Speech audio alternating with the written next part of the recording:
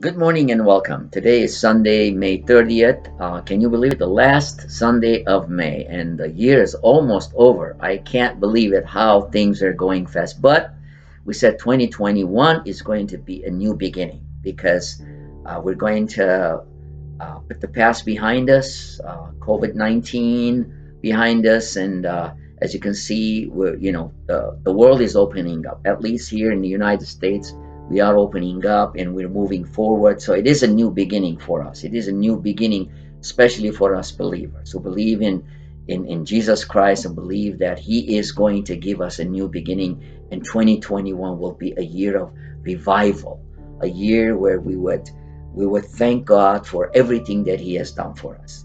So, but before we go into the Word of God today, I have a special passage that I would like to share with you as we continue the series on the events post resurrection. In other words, the events following the resurrection of Jesus Christ. And we said right after Easter, the Sundays are called the Sundays of the resurrection. So we're still in that Sundays of the resurrection, and I have a passage to share with you. But before we do that, I have this wonderful announcement that I have been waiting for, I would say 14 months to announce. And a lot of you have been asking, calling and asking, when will the church doors open? And I am very happy to announce to you that finally, after a break of 14 months, we are going to open our doors on Sunday, July 4th, which is the first Sunday of July. So beginning July 4th, we're going to have in-person services, and we invite you all to come and join us. If you don't know the address of our church, it's very simple. It's 111 North Torrey Pines.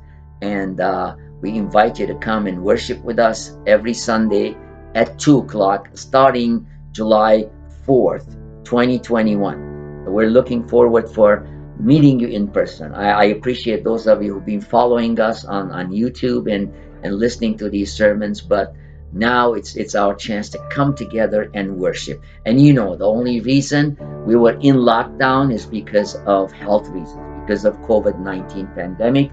We wanted to make sure that we comply with CDC rules and regulations, and also make sure that the sanctuary is ready. And I'm very happy to announce that the sanctuary will be ready. It will be disinfected before and after our services. So we invite you to come and join us. Once again, the date is very simple. The first Sunday of July is July 4th, and we will celebrate this country's independence, America's independence, and also the first day, celebration of our first day of in-person services. So come and join us. Please let your families and friends know that we're going to have resume our services on first Sunday of July. All right, let's go to the Word of God. And today I have chosen again the events following the resurrection of Jesus Christ. And today's passage is from the book of Acts, chapter 1. I will be reading from verse 6. So when they met together, they asked him, Lord, are you at this time going to restore the kingdom of Israel? He said to them, it is not for you to know the times or dates the Father has set by his own authority, but you will receive power when the Holy Spirit comes on you, and you will be my witnesses in Jerusalem and in all Judea and Samaria and to the ends of the earth. This is probably one of the most empowering and I don't have words to kind of express my excitement about this passage. Is one of the empowering and liberating and promising passages of the gospel and the words of Jesus Christ. It's a promising passage to the church, to the believers, to you and me, that when we receive the Holy Spirit, and you can receive the Holy Spirit by accepting the Lord Jesus Christ as your Lord and Savior in your life. It's a personal decision. It's a private decision, and it's something that it has to be done through your free will, because God has given us free will. We either choose the world, We either choose the devil and his schemes and be disciples of the devil, or we can be the disciples of Jesus Christ, our Lord and Savior, and that is by inviting him, simple invitation into your life and saying, Lord, I'm a sinner. Thank you for what you have done for me. Thank you for dying on the cross and shedding your blood for me. And I know that only the blood of Jesus Christ can save me from my sins. So I dedicate my life. I surrender to you, Lord. And I want to be your child. I want to be a believer. I want to invite the Holy Spirit to come and dwell in my life. So the day, the minute you make that decision and you become a committed Christian, not just a nominal Christian. You know, there are a lot of nominal Christians out there. They say, you ask them, are you a Christian? Yeah, I am, because my parents were Christian, you know, so I'm just following the tradition. You know, Christianity is not a tradition. Christianity is life, is faith in Jesus Christ. And you have to make that decision.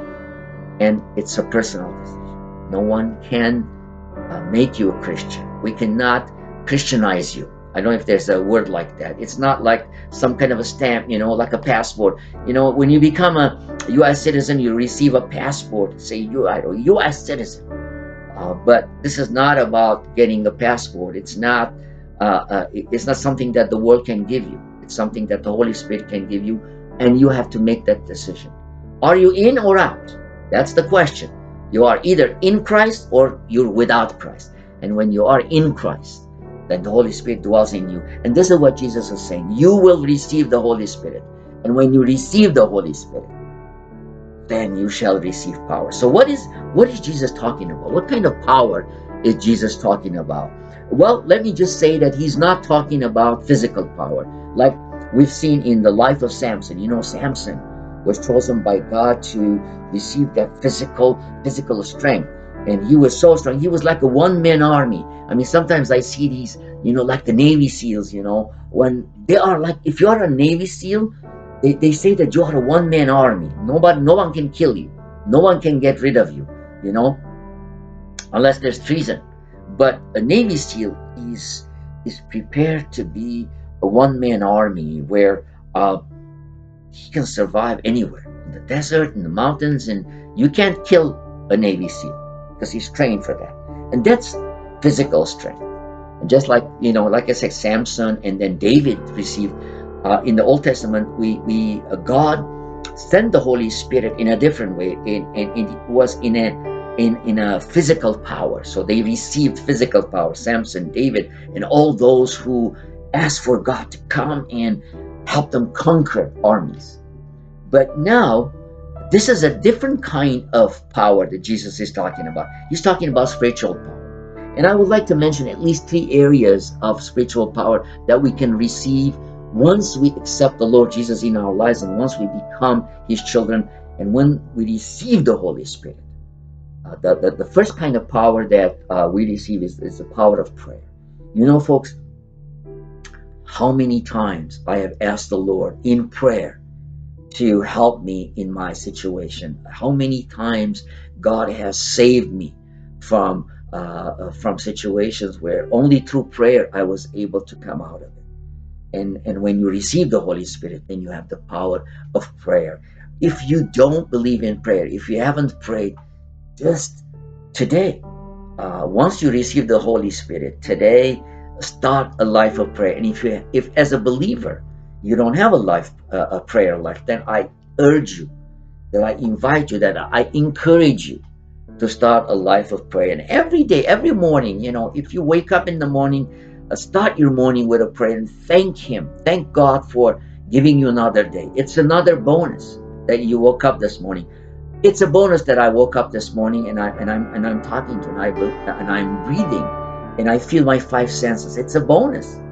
And every morning you should be able to get up and thank God for that bonus. And do that through prayer. Communicate with the Heavenly Father because his line is always open. You know, psychology tells us that the average attention span of a person is 5 minutes. After 5 minutes, you lose them. But when it comes to God, his attention span is forever. You know, you can call him and he will always pay attention to you when you go to him in prayer. It's not just 5 minutes. It's forever. Anytime you can pick up that phone. It's called prayer. This is my phone. This is my phone. This is how I do it. I bring my hands together. I bow down and I ask God, Lord, I come to you. I know that your attention span is more than 5 minutes, so I would like to come to you right now, and with my prayer request. And you can do that today. The second power, when we talk about power, the second thing that Jesus is talking about, spiritual power, is the power of preaching, power of prayer, power of preaching. This morning, God gave me the power to be able to preach to you, and I preach every Sunday. And that's because of His grace. That's because of His empowerment. That's because of the Holy Spirit, that I can look into your eyes and I can preach, whether it is through YouTube, whether it is through technology, or in person. And like I said, in person, I look forward to be able to preach to you in person, because the Holy Spirit has enabled me to be able to do that. I can't do it on my own. I can't just preach on my own, but I preach the scripture, and God, through the Holy Spirit, helps me prepare these sermons to be able to preach to you. So the power to preach is another thing that God gives us to those who have that a gift of preaching. And third, the power to proclaim the gospel of Jesus Christ. Now, you see, you don't have to be a preacher to proclaim the gospel. Once you are a child of God, once you have the Holy Spirit in you, the Holy Spirit will give you the words. That's why the Apostle Paul says, sometimes we don't know how to pray. Sometimes we don't know how to communicate. But the Holy Spirit will give us the words. Every time I prepare myself to preach, I ask the Lord to prepare me and give me the words. Because I say, Lord, I don't want to be the one preaching. I want you to be the one preaching. I want you, through the Holy Spirit, be the one communicating with the people that I'm preaching, and help me to focus on your word and not come out of your word. And I always pray that, Lord, help me focus on your word, on scripture, because scripture is the way we can preach. Through scripture we can preach. And then proclaiming the gospel is something that we call witnessing. And that is something that, like I said, you don't have to be an ordained minister like myself to be able to proclaim the gospel. Every single day, at work, at school, wherever you're at, when you meet people, just simply ask them the question, do you believe in Jesus Christ? Do you believe in the power of the resurrection? Do you believe that the Holy Spirit can come right now and dwell in you, and you shall receive power? You can do that. I have these different t-shirts that I wear that have these Armenian signs on them, or have like a verse on it. I have a t-shirt that has John 3:16 on it, and people look at it and say, what is this talking about? What is John 3:16? A lot of people don't know. And I tell them, this is John 3:16 was one of the most powerful passages and promises that God gave us. God so loved the world that He gave His only begotten Son, so that whoever believes in Him will not perish but have eternal life. You can start a simple conversation with someone and say, and ask that simple question, do you believe in Jesus? Do you believe that the Holy Spirit and the Trinity is alive today? And can you right now make that decision? Start that simple conversation. Well, some people will laugh at you and say, what are you talking about? I don't believe in God. I don't believe in Jesus. These are all like stories and some kind of imaginary stories that you're having. It's okay. When they say that, you say, brother, sister, let me pray for you, and I will pray for you. Will you allow me to pray for you? Don't be afraid to proclaim the gospel. There's this emptiness in this world today, and anybody and everybody that you talk to, they always will have that emptiness in their lives. And a lot of people will try to fill that emptiness through drugs and through other means, through alcohol. But the only way and the best way to fill that void in your life is through the Holy Spirit. So if you haven't done that today, I urge you to open your heart and accept the Lord Jesus Christ and invite Him to come and dwell in your heart, and bring the Holy Spirit, which will lead you, guide you, teach you how to preach, how to proclaim the gospel, and how to live your life effectively and have a meaningful life. As we go into prayer today, I would like to dedicate our prayer to, since we're celebrating the lives of all those Memorial Weekend, we celebrate the lives of all those who died for our country, who died to keep this country great and keep this country free. The people who are still defending our country so that we may live free and we may live safe. I always think about the armed forces, the Army, Navy, the Marines, Air Force. Recently, I met a guy in Las Vegas. You meet a lot of Air Force people. Recently, I met an Air Force veteran who's been in the Air Force for 20 years, almost 20 years, and he's celebrating that. So he was so encouraging. He was so one of those guys who really encouraged me and talked about, and he's a believer. And he said, the only reason I've been in the Air Force and I've been able to endure is because of Jesus. It's because of who he is in my life. And I love this country, and I will defend this country with all my strength and with all my life. What a powerful testimony that is. And today I would like to dedicate, as we celebrate the lives of those who died for our country, for God and for this country. I like to recognize them today and pray for them, and those men and women in uniform who defend us and make sure that we live free. I'd like to dedicate my prayer for that. As we light this candle today, let our prayers, we lift up our prayers and pray for them. Join me as we pray together on this Memorial Weekend for those who have defended our country for the last 200 plus years, as we will soon, July 4th, of course, celebrate our independence. But let us pray and be thankful. Father, we thank you for today. We thank you for your word. We thank you for the fact that you have given us the power through the Holy Spirit. You said, you shall receive power. We thank you for the power of prayer and for the power of preaching and for the power of witnessing, proclaiming the gospel of Jesus Christ. Help us to be able to do that. We pray today as we celebrate the lives of those who died for freedom and for this country. And we pray for those who are in uniform today, the men and women who are in uniform, that you protect them and you be with them as they continue to defend our country. And help those who have, those in the uniform who still don't know you as personal Savior, and Lord, that they would today, just like my friend and Air Force friend in Las Vegas, who encouraged me, that they would accept you as their Lord and Savior. We pray this in the name of Father, Son, and Holy Spirit. Amen. Well, folks, once again, may God bless you and have a safe week. And I will, God willing, see you again next Sunday as we continue studying the Word of God. In this series, A New Beginning 2021, a new beginning in Christ through the Holy Spirit.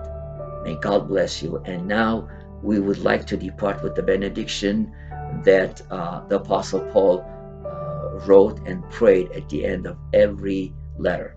And now may the grace of our Lord Jesus Christ, love of the Father, and the fellowship of the Holy Spirit be with each and every one of you. Amen.